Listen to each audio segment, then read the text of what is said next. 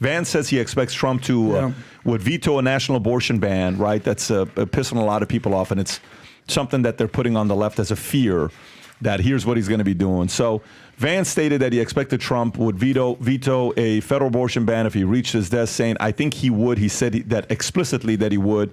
He emphasized Trump believes the states need to have control over the issue rather than the federal government. Trump's stance on abortion has been criticized by both anti-abortion advocates and Democrats. Trump posted, my administration will be great for women and their reproductive rights, which drew criticism from activists. Meanwhile, Kamala Harris accused Trump of wanting to enact a nationwide abortion ban with or without Congress as a political story. Adam, one, thoughts on Vance, and then two, about this specific conversation. Do you want to play this clip, or you want me to give him if you got the clip, play the clip first. Go for it. Democrats made the case this week and beyond this week that Donald Trump, if elected, will impose a federal ban on abortion. Rob, is this pretty much the same thing I just read? Trump says Don't worry about it. Adam, go ahead and react to it. So basically, he came out and shut that down real quick. And look, if we learned anything about the abortion thing from Trump and the Republicans, is they just want to turn it over to the states' rights. Now, in my opinion, respect to you, Governor DeSantis, 6 weeks is extreme, bro. But if you want to go to like sort of socialist, Marxist, communist Europe, whatever you want to call them, they're at 15 weeks. Trump has sort of been quoted at 16-ish weeks. So listen, the reality is this is a culture war issue. It's a contentious issue. JD Vance is going to walk the party line. Trump has never came out and said that he's not going to basically do a federal abortion ban. I don't even know if they can do that at this point. So states' rights, totally understand. And if Florida's 6, it's extreme. There's certain states like California, New York, where you can rip the baby out up to the day before it's born. So there's extreme methodologies on each state. And but I don't think that Trump has ever come out and said that he's going to do a federal abortion ban. Amy. Well, to be fair, Adam, and I know we've had debates about this before, I think only one of those two things are extreme, and that's just my personal opinion. But I do agree that right now it is it's a strategic and agreeable move for Trump to leave it to the states. I think that this is the least contentious way that he can go about this issue.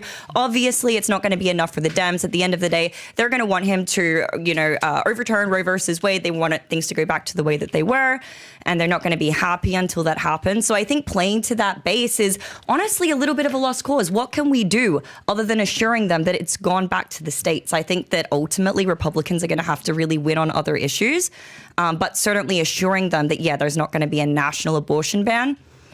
Sure, go ahead and assure them of that.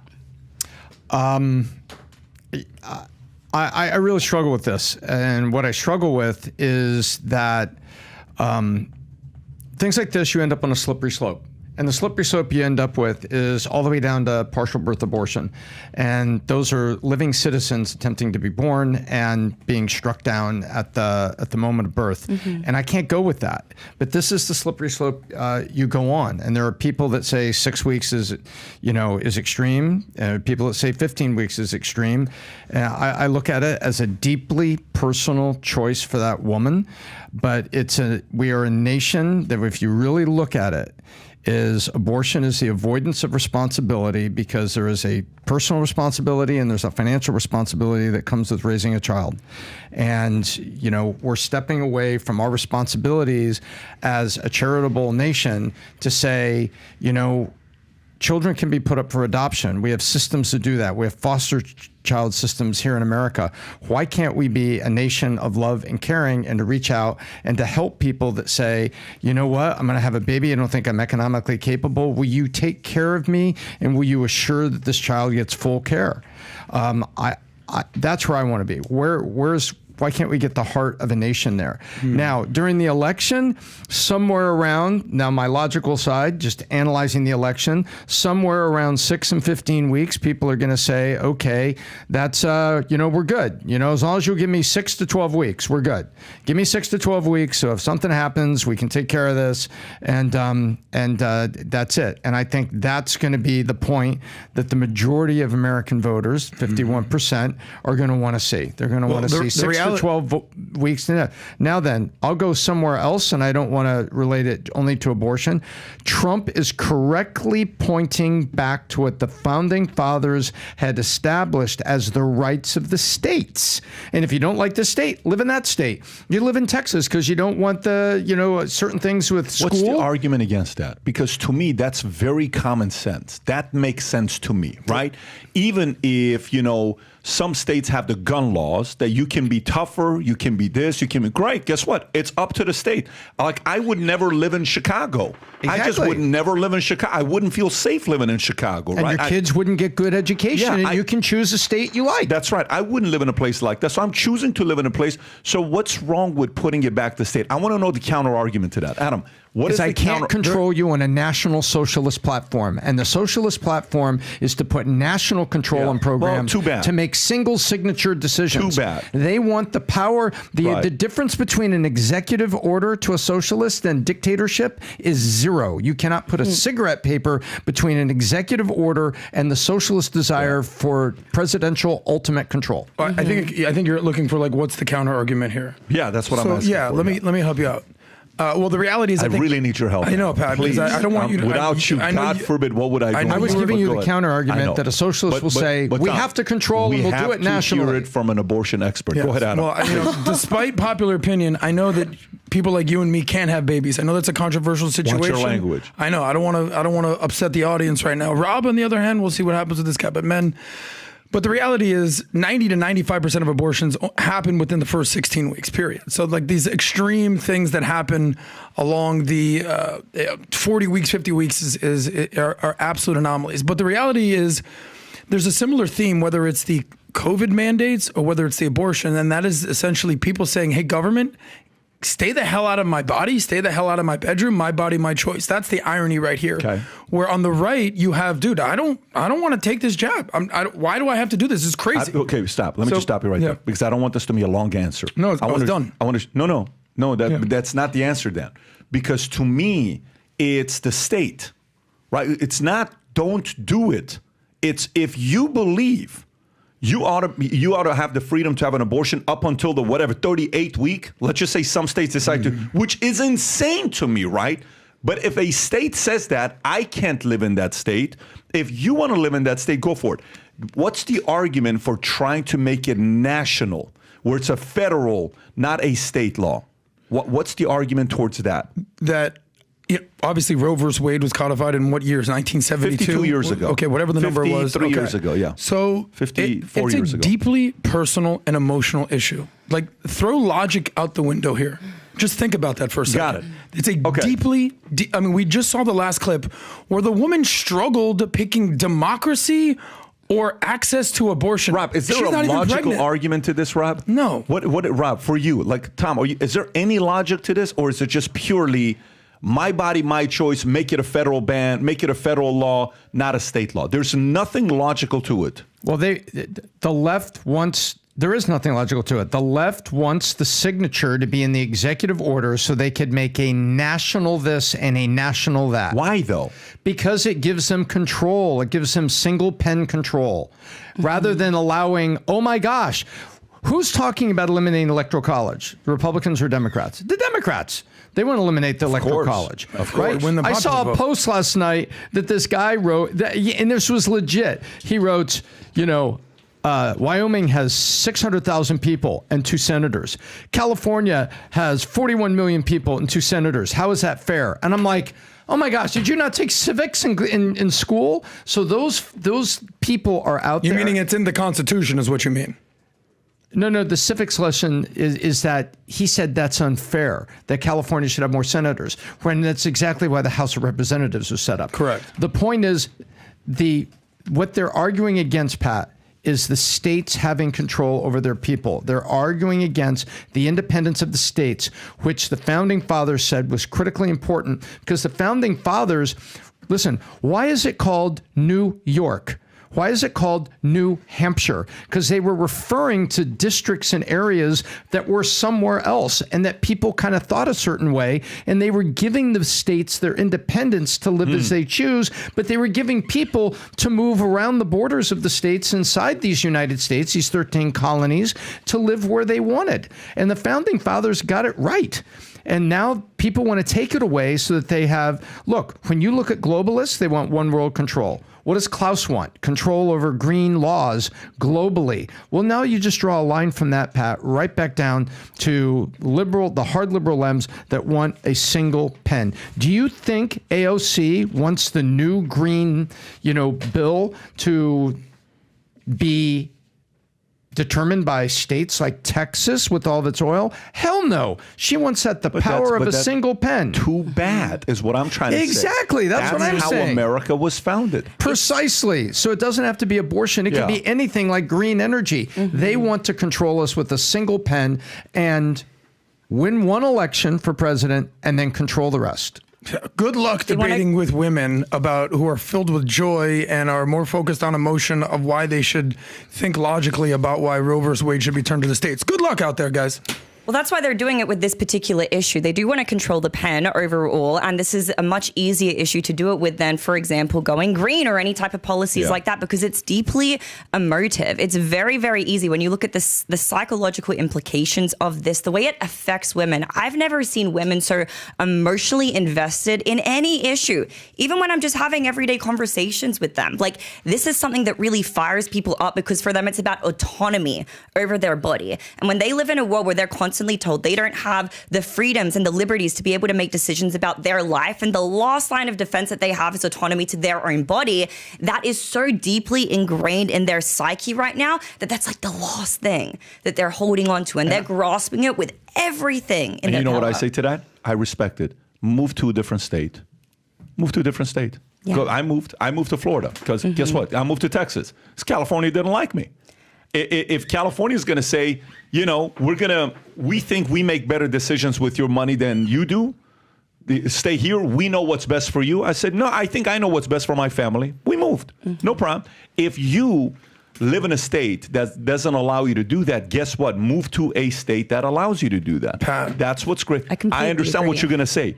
You're going to say, good luck dealing with women emotions and trying to get them with this. Go ahead. What are you going to say? I was going to say, nobody's going to move states, at least from what I perceive, just because on the hypothetical reason that if I get pregnant, this may happen. Yes, maybe some people. So I think a lot of people are going to say, well, I'm in Alabama right now. They've got a sort of archaic abortion rules. So what I'm going to do is I'm going to go fly to California or New York or Illinois, get my abortion done there if I can afford it. And because a lot of people who are getting the abortions are sort of low socioeconomic people. I lived in L.A. And then that's what they're going to do. I lived in L.A. for people that didn't have a lot of money to get their teeth done or stuff that they have to do. Guess what they would do? They would drive 5 hours and they would go to Mexico to go see a dentist, and they would say 1/5 of the cost. Is that what we want women doing? Wait a minute. No, what do you mean? Is that what we want women to do? No, guess what? In every person, the other day we went to dinner. What question did I ask you guys at dinner? What was my first question I asked all you guys? Rob, do you remember the opening question? Yes. What hill? That one? What hill are you willing to die on? Yes. Okay, you know how many people I've asked that question? A lot of people. A lot of people. I ask everybody that question. Why? I want to know, what's your crusade? What's your cause? So if somebody sits there, like for example, when you're living in Texas, for a guy like me, what do I lose being in Texas? What do I Water? Yeah, exactly. Living in Dallas. What else do I lose living in Dallas, Texas? What do you not get in Dallas, Texas? Okay. Anything other than freedom and guns. Yeah, but you're not going to like 100% of every policy in every state you're living in. Okay. If I'm living in Florida, you're not going to like 100% of the there's a law in Florida. I'm not even going to talk about it. There's a law in Florida that's pretty much the only state that has this. When it comes down to, Tom, you know what I'm talking about, like certain people you employ, it's ridiculous. In a good way or bad way? No, it's not a good way. It's a terrible way. But guess what? You take the good with the bad. That's not the hill that I'm willing to die on. So if somebody sits there and says, but that's my hill. If it is, move to the States. That's that. If it's not, guess what? Decide what your top 3 hills are and go die on it if that's your choice. Yeah. Make it. For me, it was very simple. I'm a business guy. I'm a capitalist. I don't like to be told what to do on the way I'm raising my kids. You're not going to sit there and tell my kids about what sexuality and all this other stuff. That's the hill I'm willing to die on. I can't live in the state of California. I'm out. If that's not a big problem for you, go for it. Stay there. I actually love the fact that this is being pushed back to the states, and let the emotions happen. Let the frustrations happen. Mm-hmm. Look, as a business owner, just 100 and something years ago, 20 years ago, what was taxes in U.S.? Next to nothing. No, it was zero. Okay, in 1899, 1900s, what was taxes? Zero. Correct. As a business owner, you think I like that when I find money and I can rebuild the business and reinvest the business and I create hundreds of jobs, you think it's comfortable knowing that the government is telling me they can do better with my money than me? That's a form of a reproductive right. Are you kidding me? I'm giving up that right to you. Who the hell are you? But guess what? I don't have a choice for that. And this is what I'm going to do. I'm going to live in a state like this. So does it piss off a job creator? Do you think Elon Musk this year when he gave his tax bill, what do you think he thinks about when he's paying $11 billion in taxes? He's thinking about him arguing with Elizabeth Warren back in 2020 about how she's basically saying how billionaires need to be paying more taxes. He's like, I paid more taxes than anybody in the history of the world. But you know what that means? When you're paying $11 billion to the government, you know what you're thinking about? This $11 billion I just gave to the government is going to get wasted. Yes. If I had that $11 billion, you know what I would do with that for my business? I would do X, Y, Z and create more jobs than the government's going to do. But guess what? Here you go. Go waste the money. Let me make one quick point. Yeah. I'm with you because abortion is 0% the hill that I'm going to die on. But I would say the vast majority of women, it is definitely in their top 3. I know it is. And what I'm saying to you is I think it is going to be an issue, but I do think it needs to go back to the 50 states. I also don't think a 100% ban is the right move. Because forcing everybody that it's got to be a federal thing, what's the opposite of that? The opposite of it is not 50 states, leave it to the states. What's the opposite of what the Dems want? If the Republicans fought to do the complete opposite of what the Dems are doing, what would that be? You mean like a complete ban of abortion? Exactly. Yeah, and that's not what they're fighting for. Guess what, though? That's extreme. But that's how they're making them feel. They're not going to let you get your abortions, ladies. But we're not in the business. We're bringing the bus to come get your vasectomies, guys. Let's go. That's a problem. By the way, let me go back to it. It's a problem if you're causing policies just because of feelings. You're not leading. You're walking on eggshells. Yeah. That's what you're doing. You got to take a stand and have a policy and get the, knives and everything that's going to come after you and just say, okay, we're moving on. This is my position. You don't like it, vote accordingly, but I'm going to move on. For 13 and a half years, I know this sounds kind of weird. I've been working on a fiction book. I've never written a fiction book before until now. It's called The Academy. Damn. I've been working on this thing since 2011.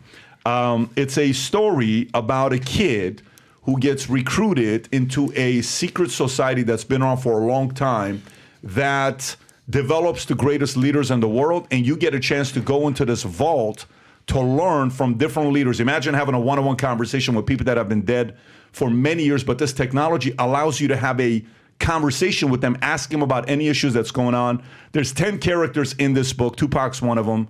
Marilyn Monroe's another one. Who else can I tell you? Ayn Rand's in it. Karl Marx is in this book. There's a lot of tense moments. There's one character in the book that's going to be very controversial. The whole idea for these guys in this book is, I've never written a parenting book, but for some of you guys that like a Divergent meets Atlas Shrugged meets maybe, those two books, this is a book you're going to enjoy reading specifically if you have kids ages 14 to 18 as well as adults. You'll enjoy it as well. This comes out next month, September, The Academy. Rob, if you can put the link below, you can go to Amazon to place the order of this book. We'll be talking more about this here, but for those that order early, you'll get your copies. These things sell out fairly quickly. Can I see this thing? Yes, The Academy. It kind of reminds me of the painting, your most famous painting kind of come to life. So that painting is the book. So you'll see some of the conversations that's being had here. So if you like this clip and you want to watch another one, click right here. And if you want to watch the entire podcast, click right here.